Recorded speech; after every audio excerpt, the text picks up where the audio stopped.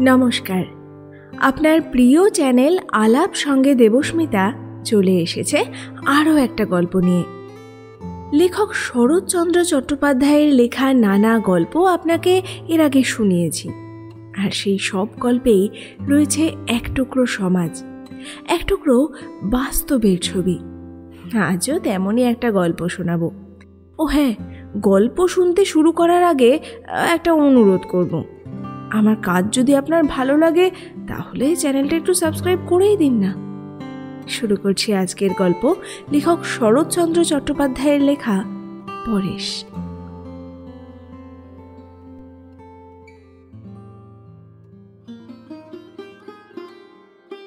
মজুমদার বংশ বড় বংশ।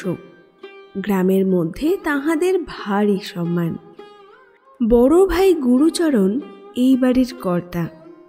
শুধু বাড়ির কেন, সমস্ত গ্রামের কর্তা বলিলেও অত্যুক্তি হয় না। বড় লোক আরও ছিল, কিন্তু এতখানি শ্রদ্ধা ও ভক্তির পাত্র শ্রীকুঞ্জপুরে আর কেহ ছিল না। জীবনে বড় চাকরি কখনো করেন নাই। গ্রাম ছাড়িয়া অন্যত্র যাইতে সম্মত হইলে হয়তো তাহা দুষ্প্রাপ্য হইত না, কিন্তু প্রথম যৌবনে সেই যে একদিন অনতি দূরবর্তী জেলা স্কুলের মাস্টারিতে ঢুকিয়াছিলেন, কোনো লোভেই আর এই শিক্ষালয়ের মায়া কাটাইয়া অন্যত্র যাইতে সম্মত হন নাই। এখানে 30 টাকা বেতন 50 টাকা হইয়াছিল, এবং তাহারই অর্ধেক 25 টাকা পেনশনে বছর দিনেক হইল তিনি অবসর গ্রহণ করিয়াছেন। পৃথিবীতে আজিও হয়তো টাকাটাই একমাত্র বড় পদার্থ নয়। তা না হইলে বিবাদ মিটাইতে, সালিশ নিষ্পত্তি করিতে, দলাদলির বিচার করিয়া দিতে তাহার আদেশই শ্রীকুঞ্জপুরের সর্বমান্য বস্তু হইয়া থাকিতে পারিত না। তাহার অপরিসীম স্বধর্মনিষ্ঠা, চরিত্রের দৃঢ়তা এবং অবিচলিত সাধুতার সম্মুখে সকলেই সসম্ভ্রমে মাথা নত করিত। বয়স 60-এর কাছাকাছি। কেহ চরিত্র, সাধুতা বা ধর্মের বাড়াবাড়ি করিলে 10-20 খানা গ্রামের লোক তামাশা করিয়া বলিত, ইস, এ যে একেবারে গুরুচরণ। গুরুচরণের স্ত্রী ছিল না, ছিল একমাত্র পুত্র বিমল। জগতে অদ্ভুত বলিয়া বোধহয় সত্যকার কিছু নাই, না হইলে এত বড় সর্বগুণান্বিত পিতার এত বড় সর্বদোষাশ্রিত পুত্র কি করিয়া যে জন্মাইল লোকে ভাবিয়া পাইত না। পুত্রের সহিত পিতার সাংসারিক বন্ধন ছিল না বলিলেই চলে, কিন্তু তাহার সকল বন্ধন গিয়া পড়িয়াছিল ভ্রাতুষ্পুত্র পরেশের উপর। হরিচরণের বড় ছেলে পরেশ, সেই যেন তাহার আপনার ছেলে। পরেশ MA পাশ করিয়া আইন পড়িতেছে। তাহাকে বর্ণ পরিচয় হইতে আরম্ভ করিয়া আজিও সমস্ত পড়া তিনিই পড়াইয়া আসিতেছেন। বিমল যে কিছু শিখিল না, এই দুঃখ তাহার এক পরেশ হইতে মিটিয়াছে। ছোট ভাই হরিচরণ এতদিন বিদেশে সামান্য চাকরি করিতেছিল। হঠাৎ লড়াইয়ের পরে কি জানি কেমন করিয়া সে বড় লোক হইয়া চাকরি ছাড়িয়া বাড়ি চলিয়া আসিল। লোককে চড়া সুদে টাকা ধার দিতে লাগিল। স্ত্রীর নামে একটা বাগান খরিদ করিয়া ফেলিল, এবং আরও 2-একটা কি কাজ করিল, যাহাতে তাহার টাকার গন্ধ 5-7 খানা গ্রামের লোকের নাকে পৌঁছিতে বিলম্ব হইল না। একদিন হরিচরণ আসিয়া সবিনয়ে কহিল, দাদা, অনেকদিন ধরে আপনাকে একটা কথা বলবো ভাবছি। গুরুচরণ কহিল, বেশ বেশ, বলো। হরিচরণ ইতস্তত করিয়া বলিল, আপনি একলা আর কত পারবেন, বয়সও হলো। গুরুচরণ কহিল, হ্যাঁ, তা হলো বই কি, 60 চলছে। হরিচরণ কহিল, তাই বলছিলাম, আমি তো এখন বাড়িতেই রইলাম, বিষয় আশাগুলো সব এলোমেলো হয়ে রয়েছে, একটু চিহ্নিত করে নিয়ে যদি আমি। গুরুচরণ ক্ষণকাল ছোট ভাইয়ের মুখের প্রতি চাহিয়া থাকিয়া কহিল, বিষয় আশায় আমাদের সামান্যই, আর তা এলোমেলো হয়েও নেই। কিন্তু তুমি কি পৃথক হবার প্রস্তাব করছো? হরিচরণ লজ্জায় জিভ কাটিয়া কহিল, আবার না না, যেমন আছে যেমন চলছে তেমনই সব থাকবে, শুধু যা যা আমাদের আছে একটু অমনি চিহ্ন দিয়ে নেওয়া। আর রান্না বান্নাটাও বড় ঝঞ্ঝাটের ব্যাপার, সমস্ত একই থাকবে, শুধু ডালটা ভাতটা আলাদা করে নিলে, বুঝলেন না? গুরুচরণ বলিলেন, বুঝিছি বই কি, বেশ, কাল থেকে তবে তাই হবে। হরিচরণ জিজ্ঞাসা করিল, আর চিহ্নটা কিভাবে দেবেন স্থির করেছেন?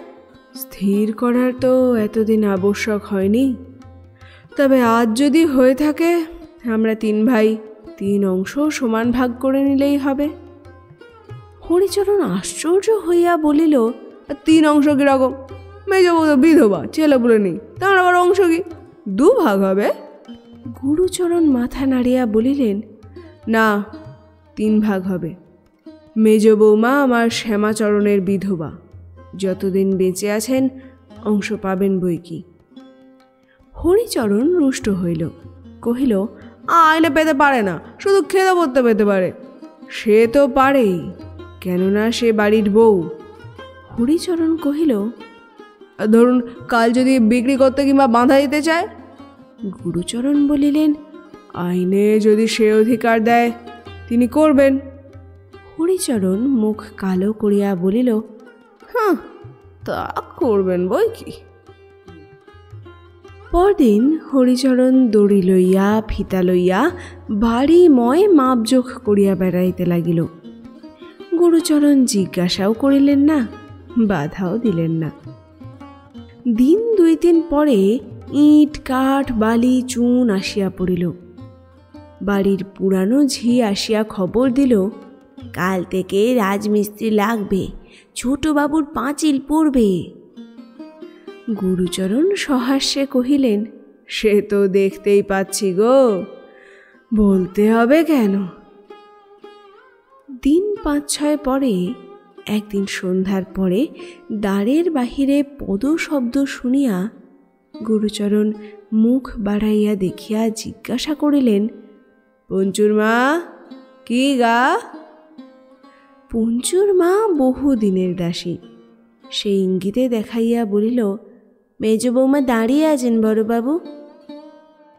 বড় বউয়ের মৃত্যুর পর হইতে বিধবা ভ্রাতৃবোধই এ সংসারের গৃহিণী। তিনি অন্তরাল হইতে ভাসুরের সহিত কথা কহিতেন। মৃদু কণ্ঠে কহিলেন, শ্বশুরের ভিটেতে আমার কি কোনো দাবি নেই যে ছোট বউয়েরা আমাকে অহরহ গালমন্দ করছে? গুরুচরণ কহিলেন, আছে বই কি বৌমা, যেমন তাদের আছে ঠিক তেমনি তোমারও আছে।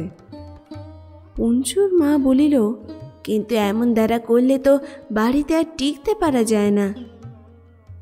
গুরুচরণ সমস্তই শুনিতেছিলেন। ক্ষণকাল চুপ করিয়া থাকিয়া বলিলেন, পরেশকে আসতে চিঠি লিখে দিয়েছি পঞ্চুর মা, একবার সে এসে পড়লেই সমস্ত ঠিক হয়ে যাবে। এই কটা দিন তোমরা একটু সহ্য করে থাকো। মেজ বউ ইতস্তত করিয়া কহিল, কিন্তু পরেশ কি? গুরুচরণ বাধা দিয়া কহিলেন, কিন্তু নয় মেজ বৌমা, আমার পরেশের সম্বন্ধে কিন্তু চলে না। হরি তার বাপ বটে, কিন্তু সে আমারই ছেলে। সমস্ত পৃথিবী যদি একদিকে যায় তবু সে আমারই।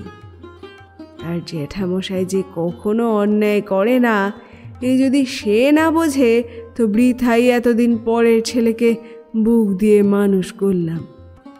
দাসী কহিল, সে আর বলতে, সে বছর মায়ের অনুগ্রহ হলে তুমি ছাড়া জমের মুখ থেকে তাকে কে কেড়ে আনতে পারতো বড়বাবু? তখন কোথায় বা ছোট বাবু আর কোথায় বা তার সৎ মা? ভয় একবার দেখতে পর্যন্ত এলো না। তখন একলা জ্যাঠামশাই, কি বা দিন কি বা রাত্রি। মেজ বৌমা বলিলেন, পরেশের নিজের মা বেঁচে থাকলেও হয়তো এতখানি করতে পারতেন না। গুরুচরণ কুণ্ঠিত হইয়া উঠিলেন, কহিলেন, থাক মা ও সকল আলোচনা। তাহারা প্রস্থান করিলে বৃদ্ধের চক্ষের সম্মুখে যেন বিমল এবং পরেশ আসিয়া পাশাপাশি দাঁড়াইল। জানালার বাহিরে অন্ধকার আকাশের প্রতি চাহিয়া অকস্মাৎ মুখ দেয়া দীর্ঘশ্বাস পড়িল। তাহার পরে মোটা বাঁশের লাঠিটি হাতে তুলিয়া লইয়া সরকারদের বৈঠকখানায় পাশা খেলিতে চলিয়া গেলেন। পরদিন দুপুরবেলায় গুরুচরণ ভাত খাইতে বসিয়াছিলেন। বাটির উত্তর দিকের বারান্দার কতকটা অংশ ঘিরিয়া লইয়া হরিচরণের রান্নার কাজ চলিতেছিল। তথা হইতে তীক্ষ্ণ নারীকণ্ঠে কি কটু কথাই যে বাহির হইয়া আসিতেছিল তাহার সীমা নাই। তাহার আহারের যথেষ্ট বিঘ্ন ঘটিতেছিল। কিন্তু সহসা পুরুষের মোটা গলা আসিয়া যখন তাহাতে মিশিল, তখন ক্ষণকালের জন্য কান খাড়া করিয়া শুনিয়া তিনি হঠাৎ উঠিয়া দাঁড়াইলেন। মেজ বধূ ঠাকুরানী অন্তরাল হইতে হায় হায় করিয়া উঠিলেন এবং পঞ্চুর মা ক্রোধে ক্ষোভে চিৎকার করিয়া এই দুর্ঘটনা প্রকাশ করিয়া দিল। প্রাঙ্গণে দাঁড়াইয়া গুরুচরণ ডাকিয়া কহিলেন, হরিচরণ, মেয়েদের কথায় আমি কান দিতে চাইনি, কিন্তু তুমি পুরুষ মানুষ হয়ে যদি বিধবা বড় ভাজকে এমনি করেই অপমান করো, তাঁর তো তাহলে বাড়িতে থাকা চলে না। এই কথার কেহ জবাব দিল না, কিন্তু বাহিরে যাইবার পথে ছোট বধূমাতার পরিচিত তীক্ষ্ণ কণ্ঠ তাহার কানে গেল। সে তামাশা করিয়া কহিতেছে, অমন করে অপমান করো না বলছি। মেজ বউ ঠাকুরন তাহলে বাড়িতেই থাকবেন না, কি হবে তখন? হরিচরণ প্রত্যুত্তরে কহিতেছে, পৃথিবীর অসাদলে যাবে আর কি, কেউ থাকবার জন্য মাথার দিব্যি দিচ্ছে, গেলেই তো বাঁচা যায়। গুরুচরণ থমকিয়া দাঁড়াইয়া পড়িয়াছিলেন। বক্তব্য শেষ হইলে তিনি নীরবে নিষ্ক্রান্ত হইয়া গেলেন। হেডমাস্টার মশায়ের কন্যার বিবাহ উপলক্ষে গুরুচরণ কৃষ্ণনগরের উদ্দেশ্যে যাত্রা করিয়া বাহির হইয়াছিলেন। হঠাৎ শুনিতে পাইলেন দিন দুই হইলেও পরেশ বাড়ি আসিয়াছে, কিন্তু আসিয়াই জ্বরে পড়িয়াছে।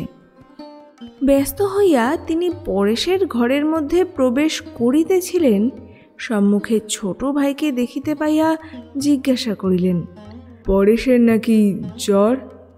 হরিচরণ বলিয়া বাহির হইয়া গেল। ছোট বধূমাতার বাপের বাড়ির দাসী পথ আটকাইয়া বলিল, আপনি ঘরের ভেতরে যাবেন না। যাব না? কেন? ঘরে মা বসে আছেন, তাকে একটুখানি সরে যেতে বলো না ঝি।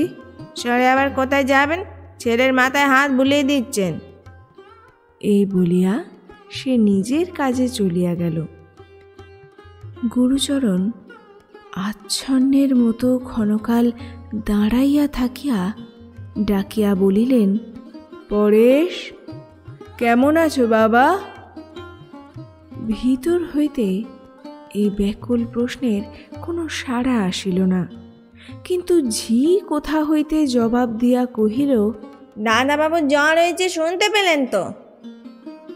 গুরুচরণ স্তব্ধভাবে সেইখানে মিনিট দুই তিন দাঁড়াইয়া থাকিয়া আস্তে আস্তে বাহির হইয়া আসিলেন এবং কাহাকেও কোনো কথা না কহিয়া রেলওয়ে স্টেশনের অভিমুখে প্রস্থান করিলেন।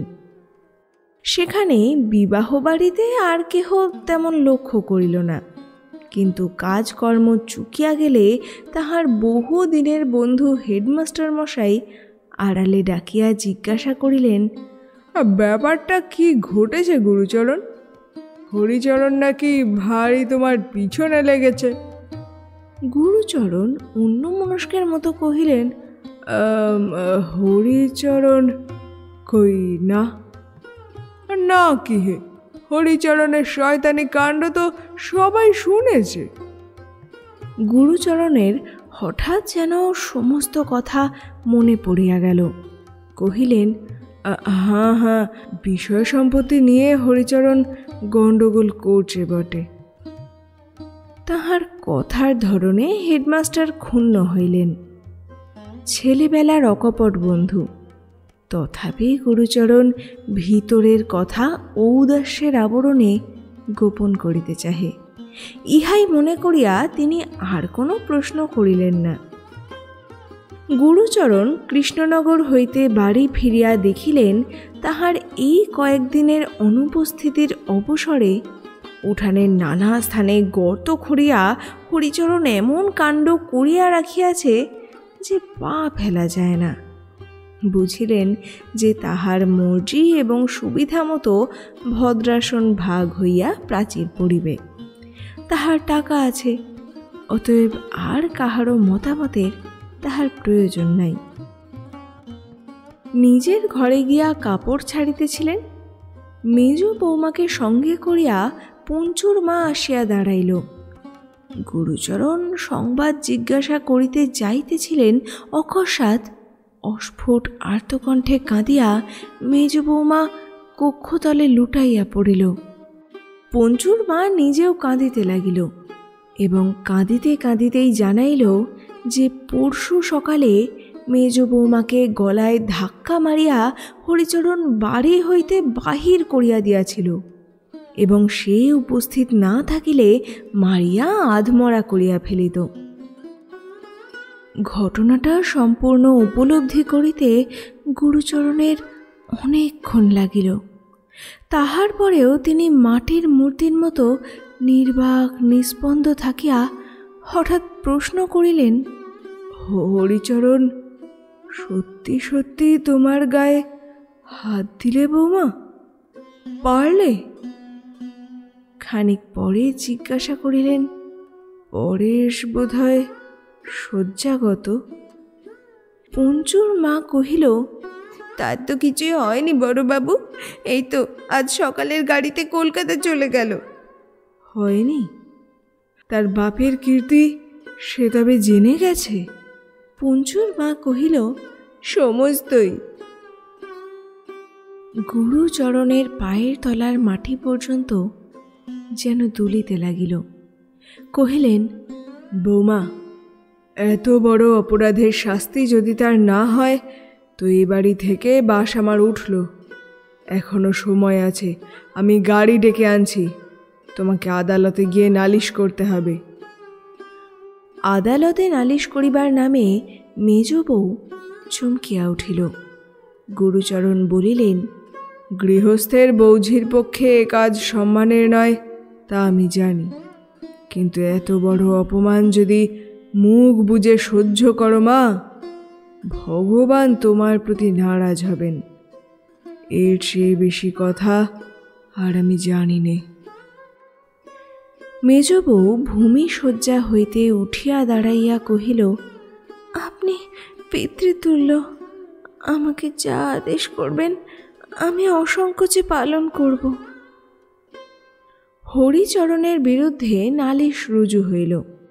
গুরুচরণ তাহার সাবেক দিনের সোনার চেন বিক্রি করিয়া বড় উকিলের মোটা ফি দাখিল করিলেন।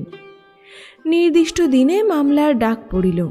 হরিচরণ হাজির হইল, কিন্তু বাদিনীর দেখা নাই। উকিল কি একটা বলিল, হাকিম মোকদ্দমা খারিজ করিয়া দিলেন। ভিড়ের মধ্যে গুরুচরণের হঠাৎ চোখ পড়িল পরেশের উপর। সে তখন মুখ ফিরাইয়া মৃদু মৃদু হাসিতেছে। গুরুচরণ বাটি আসিয়া শুনিলেন বাপের বাড়িতে কাহার কি নাকি একটা ভারী অসুখের সংবাদ পাইয়া মেজবউ স্নান আহারের সময় পান নাই, গাড়ি ডাকাইয়া সেখানে চলিয়া গিয়াছেন।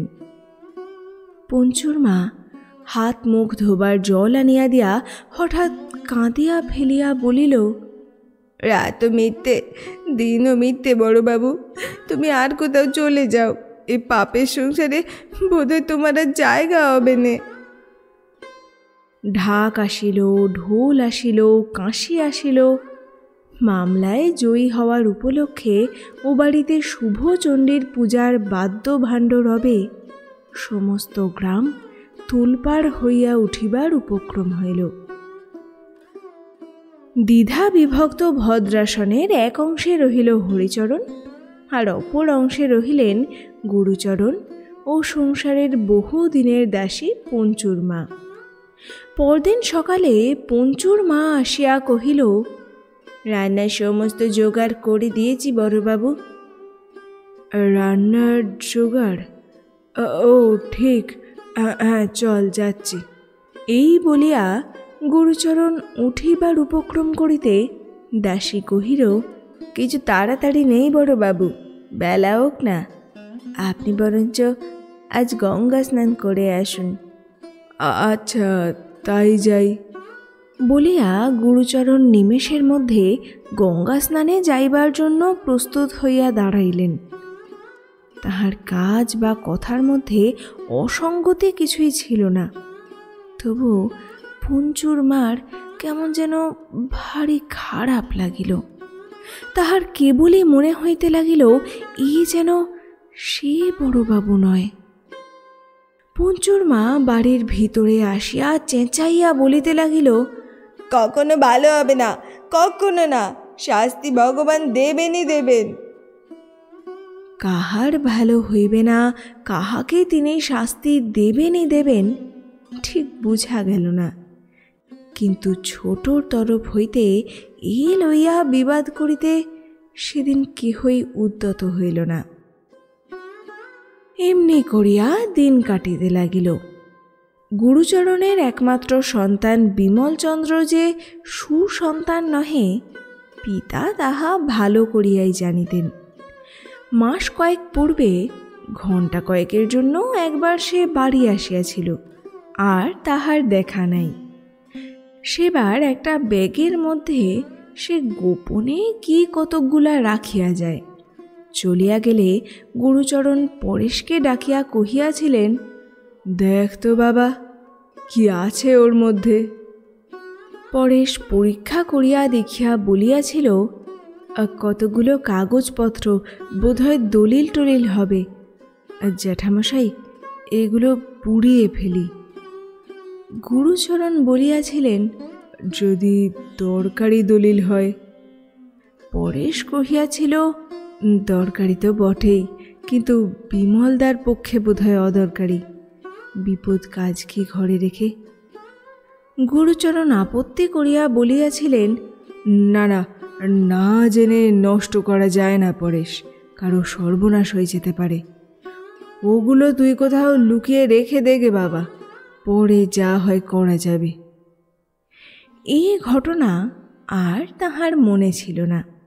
আজ সকালে গঙ্গা স্নান করিয়া আসিয়া রাঁধিতে যাইতেছিলেন, অকস্মাৎ সেই ব্যাগ হাতে পরেশ, হরিচরণ, গ্রামের জন কয়েক ভদ্র ব্যক্তি এবং পুলিশের দারোগা কনস্টেবলের দল আসিয়া উপস্থিত হইল। ঘটনার সংক্ষেপে এই যে বিমল ডাকাতির আসামি, সম্প্রতি ফেরার। খবরের কাগজে খবর পাইয়া পরেশ পুলিশের গোচর করিয়াছে। ব্যাগটা এতদিন তাহার কাছেই ছিল। বিমল মন্দ ছেলে, সে মদ খায়, আনুষঙ্গিক দোষও তাহার আছে। কলকাতায় থাকিয়া কি একটা সামান্য চাকরি করিয়া সে এইসব করে, কিন্তু সে ডাকাতি করিতে পারে এই সংশয় পিতার মনের মধ্যে কখনো স্বপ্নেও উদয় হয় নাই। কিছুক্ষণ নির্নিমেষ দৃষ্টিতে পরেশের মুখের প্রতি গুরুচরণ চাহিয়া রহিলেন। তাহার পরে সে নিষ্প্রভ অপলক দুই চোখের কোণ দিয়া ঝরঝর করিয়া জল গড়াইয়া পড়িল। বলিলেন, সমস্তই সত্যি, পরেশ একটা কথাও মিছে বলেনি। দারোগা আরও গোটা 2-3 কথা কহিয়া তাহাকে ছুটি দিল। যাবার সময় লোকটা হঠাৎ হেঁট হইয়া গুরুচরণের পায়ের ধুলা লইয়া বলিল, আপনি বয়সে বড়, ব্রাহ্মণ, আমার অপরাধ নেবেন না। এত বড় দুঃখের কাজ আমি আর কখনো করিনি।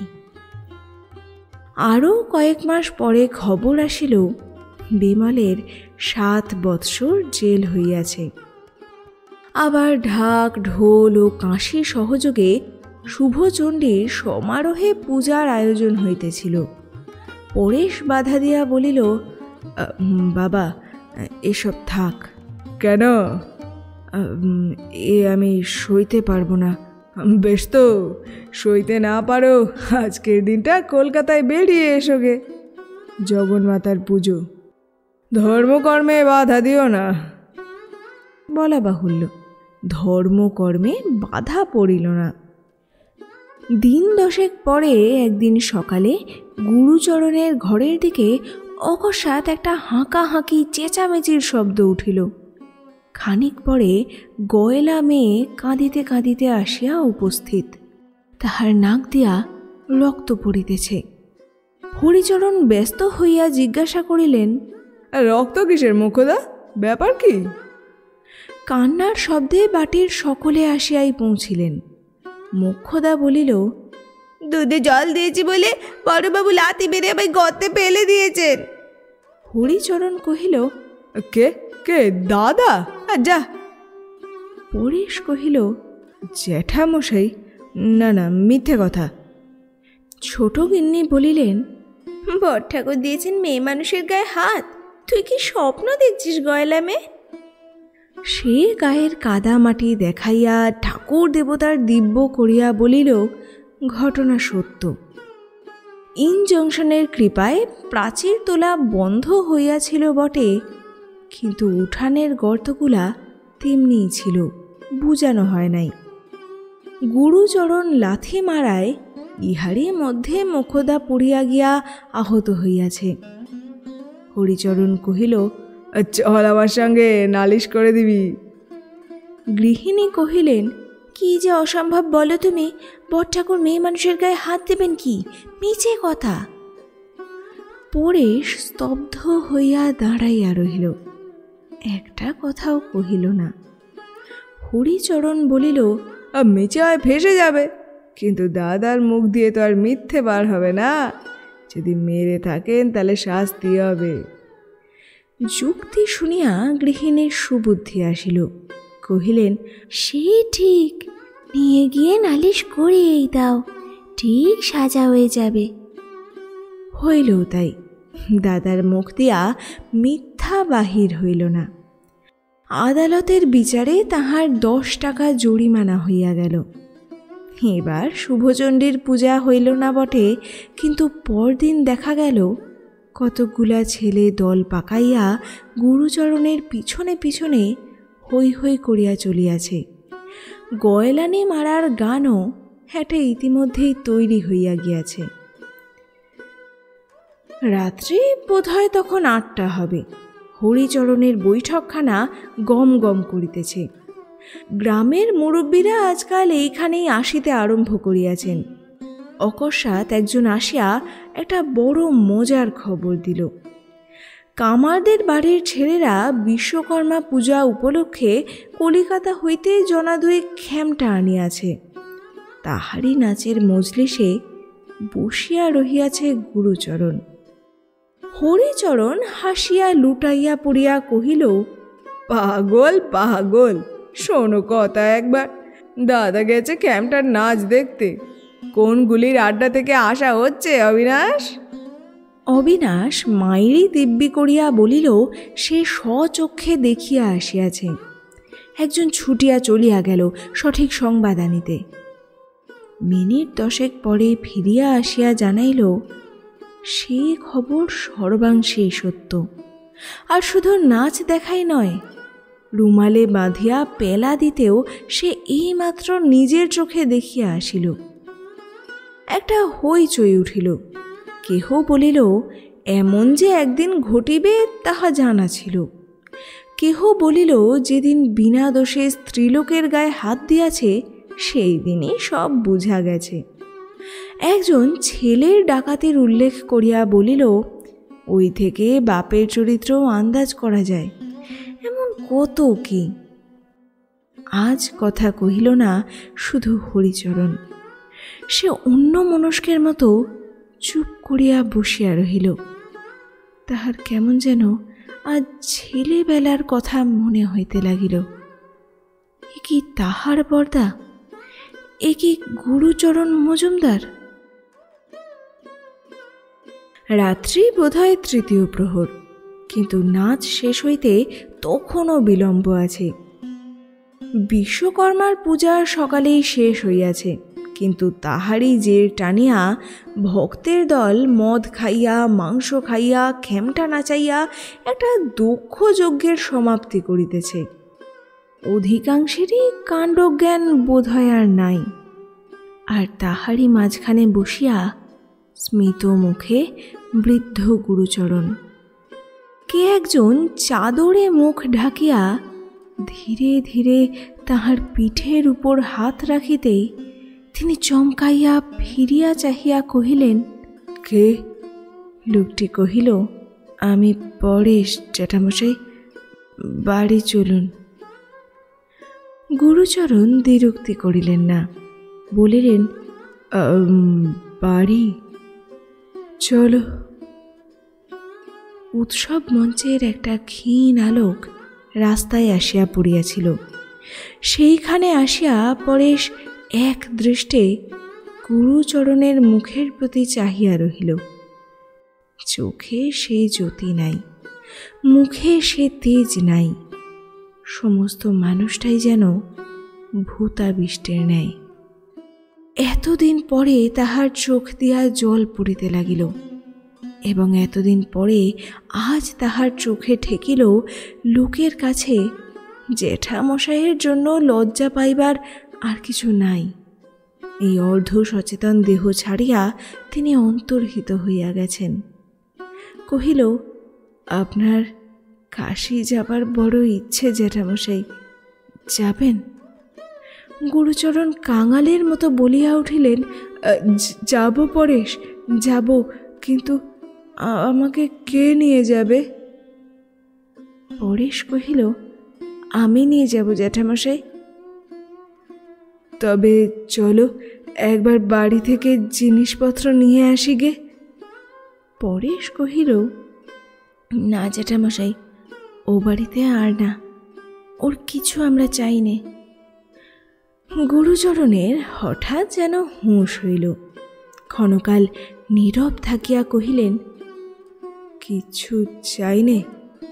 ও বাড়ির আমরা কিচ্ছুটি চাই নে? পরেশ চোখ মুছিয়া বলিল, না জ্যাঠামশাই, আমরা কিচ্ছুটি চাই নে। ওসব নেবার অনেক লোক আছে, আপনি চলুন। চলো কহিয়া গুরুচরণ পরেশের হাত ধরিলেন এবং জনহীন অন্ধকার পথ ধরিয়া উভয়ে রেলওয়ে স্টেশনের অভিমুখে অগ্রসর হইয়া গেলেন।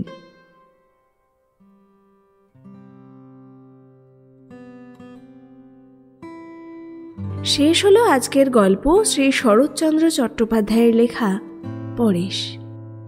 অতি পরিচিত মানুষের মন বুঝতেও বোধহয় বারবার হোঁচট খেতে হয় আমাদের।